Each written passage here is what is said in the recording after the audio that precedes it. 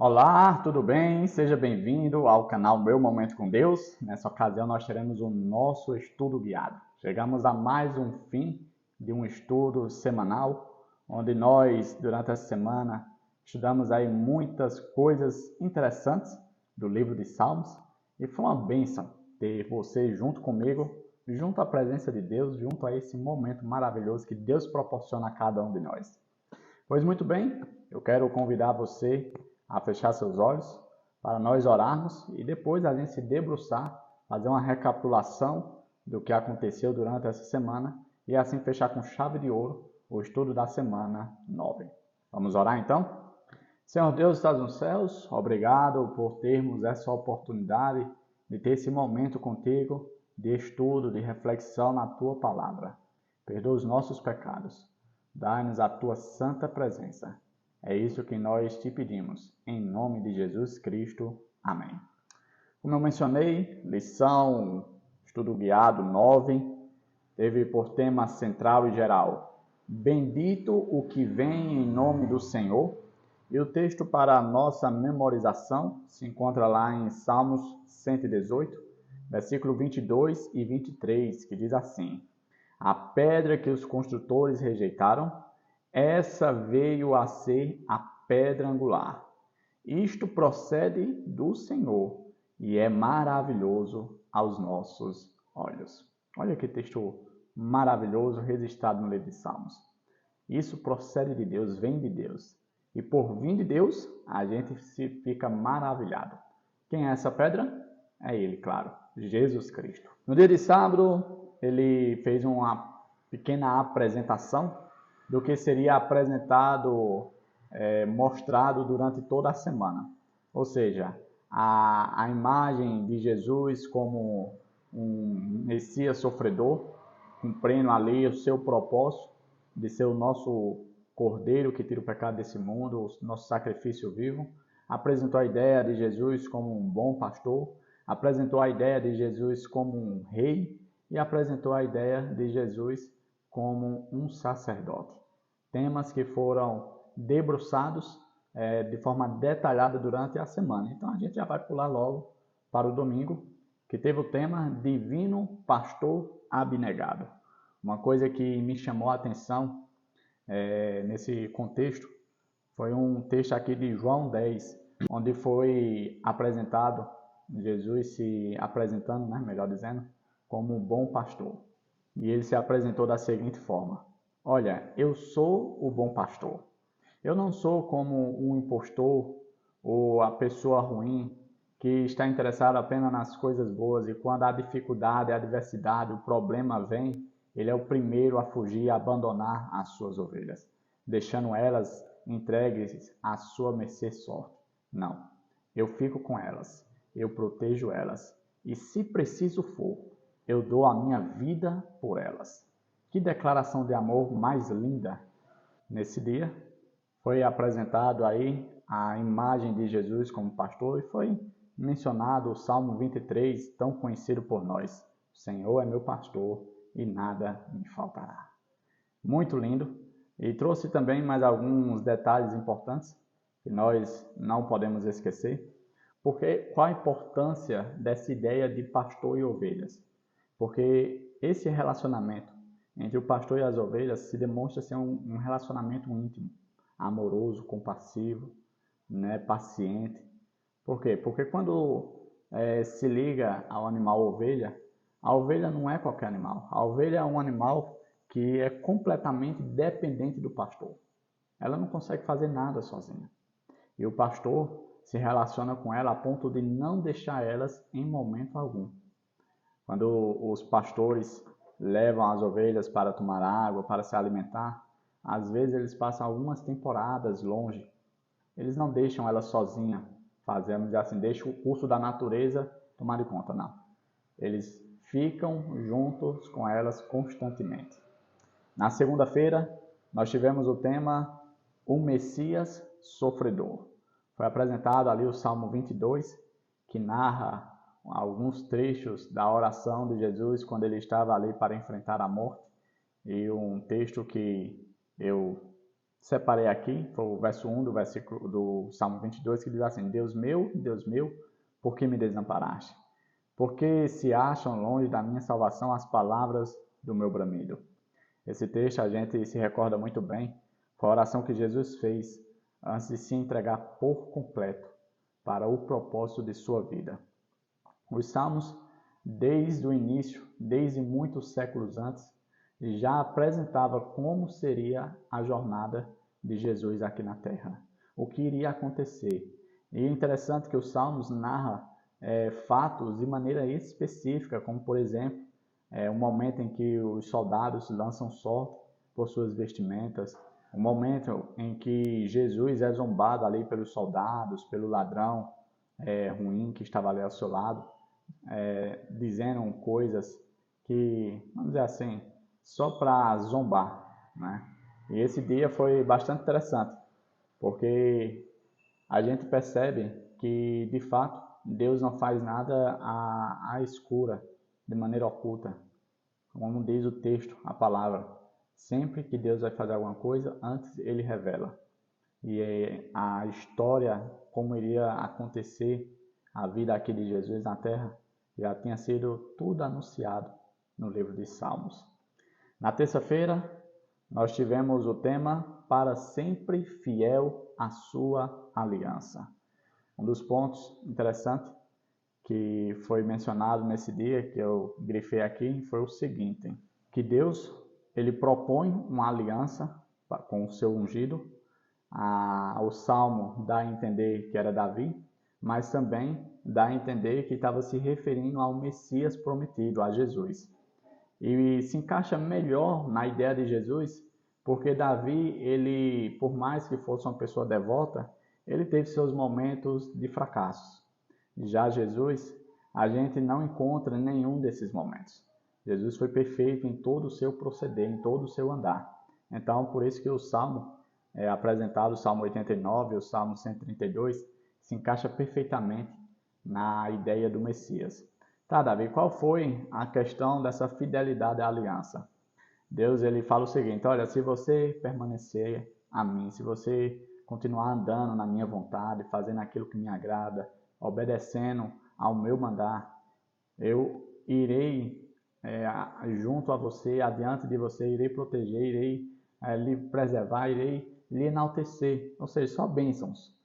Aí o contexto continua. Mas, se você voltar atrás, se você fizer aquilo que é mal aos meus olhos, aí eu irei lhe castigar.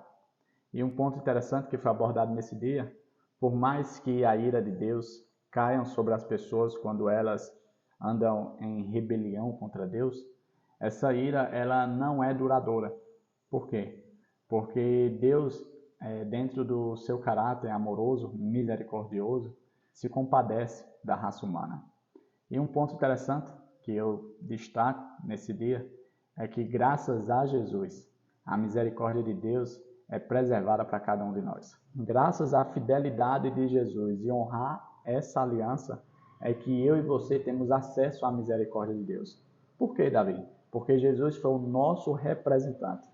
Ele foi a pessoa que nos conectou a Deus, fez com que a gente voltasse a fazer parte da família novamente, né? Nos reconciliasse com Deus. Então, por isso que no livro de Salmos apresenta a imagem do Messias e Jesus como fiel à aliança com Deus.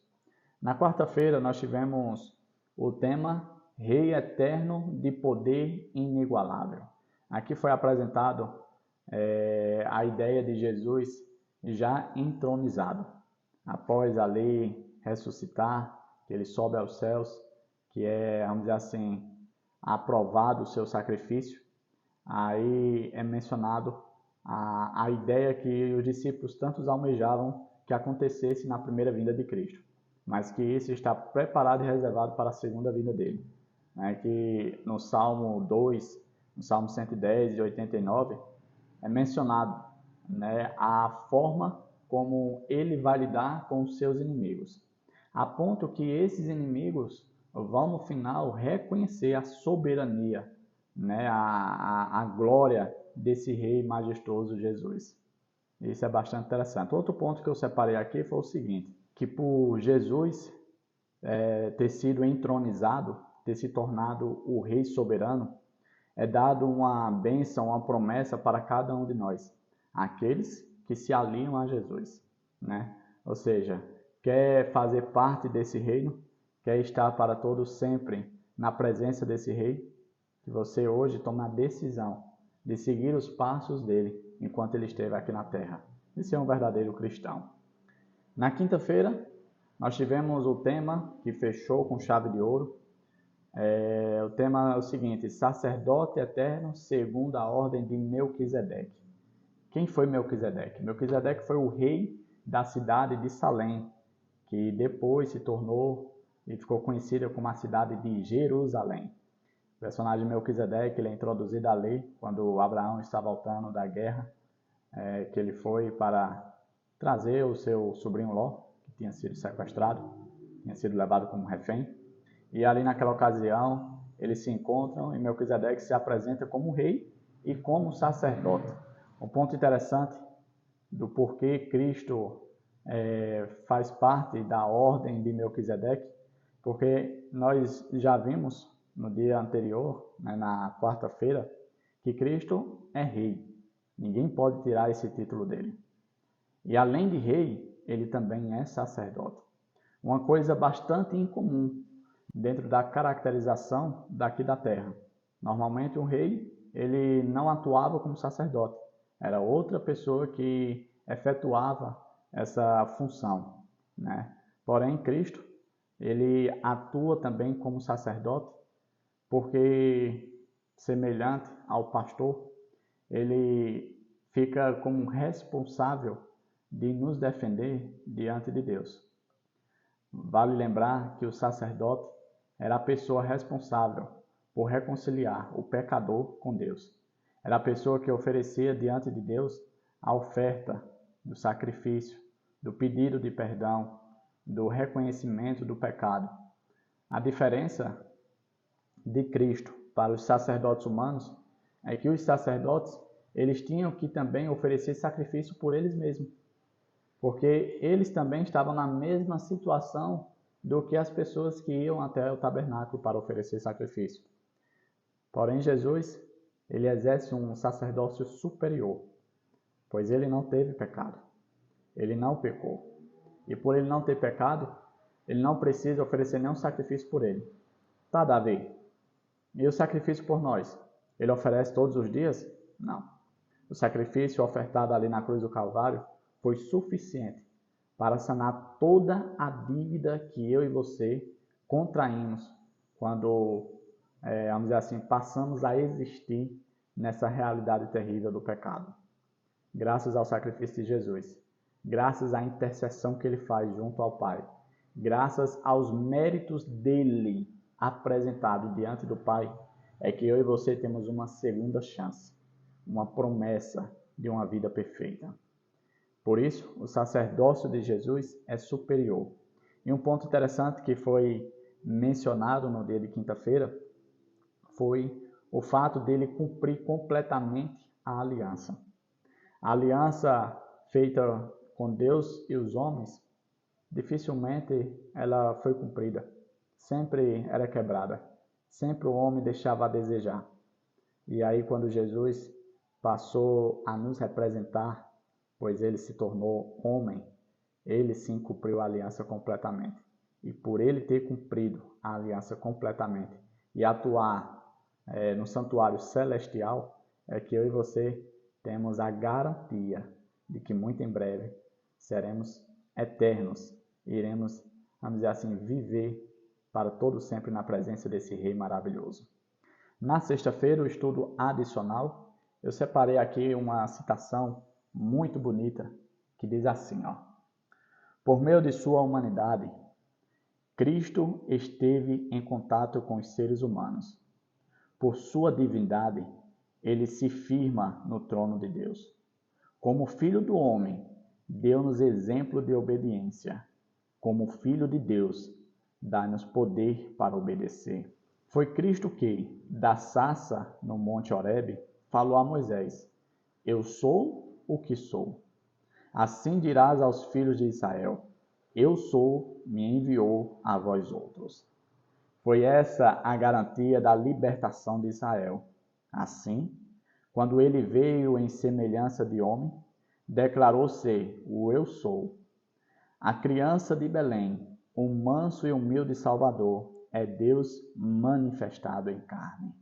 A nós ele diz: Eu sou o bom pastor, eu sou o pão vivo, eu sou o caminho, a verdade e a vida. É-me dado todo o poder no céu e na terra. Eu sou a certeza da promessa. Eu sou, não tenham medo. Olha que declaração maravilhosa. Nós fechamos o nosso estudo guiado com essa citação para que eu e você possamos nos motivar a buscar cada vez mais esse eu sou, a presença de Deus. E o estudo guiado proporciona isso para cada um de nós. Por isso eu convido você, volta amanhã, porque amanhã nós daremos início a um novo estudo, a 10ª semana. Nós já estamos nos aproximando do fim, março já vai começar e será o último mês onde nós iremos nos debruçar sobre o livro de Salmos. Esse livro que tem sido uma bênção, tanto para mim como para você. Papai do céu te abençoe, te guarde e te proteja. E no mais, é isso. Até a próxima. Tchau, tchau.